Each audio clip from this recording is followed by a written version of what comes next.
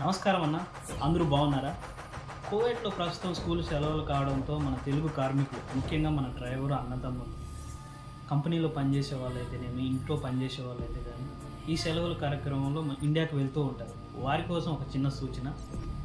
రీసెంట్‌గా నా ఫ్రెండ్ ఒకతను ఎయిర్‌పోర్ట్‌లో ఒక చిన్న ఇబ్బంది ఎదురైనాడన్న. ఎందుకంటే తను టికెట్ బుక్ చేసుకున్నాడు, ఎయిర్‌పోర్ట్‌లోకి వెళ్ళాడు.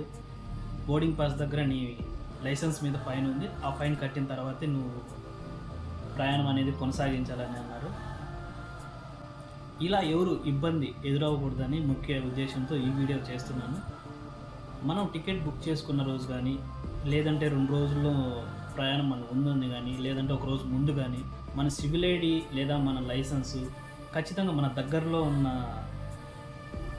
నెట్ సెంటర్లోకి వెళ్ళి ఖచ్చితంగా చెక్ చేయించుకోవాలని మన తెలుగువారికి తెలియజేస్తున్నానన్న. ఎందుకంటే మనం డ్రైవింగ్ చేసేటప్పుడు మనకు తెలియకుండానే మనం ఫోన్ మాట్లాడుతున్నామనో, సీట్ బెల్ట్ పెట్టుకోలేదనో రకరకాలుగా ఫైన్లు పడుతూ ఉంటాయి.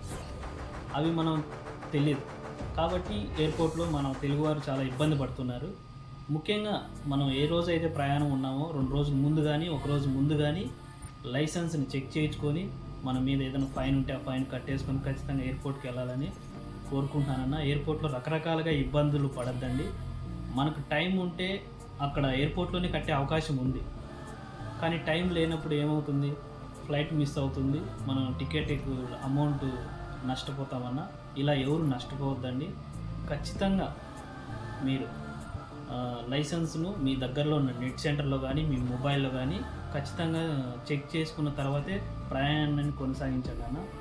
నెక్స్ట్ వీడియోలో మన సివిల్ ఐడి మీద కానీ, మన లైసెన్స్ మీద కానీ ఫైన్స్ ఎలా చెక్ చేసుకోవాలని, మన మొబైల్లోనే ఎలా చెక్ చేయాలనే వీడియో నేను పెడతాను.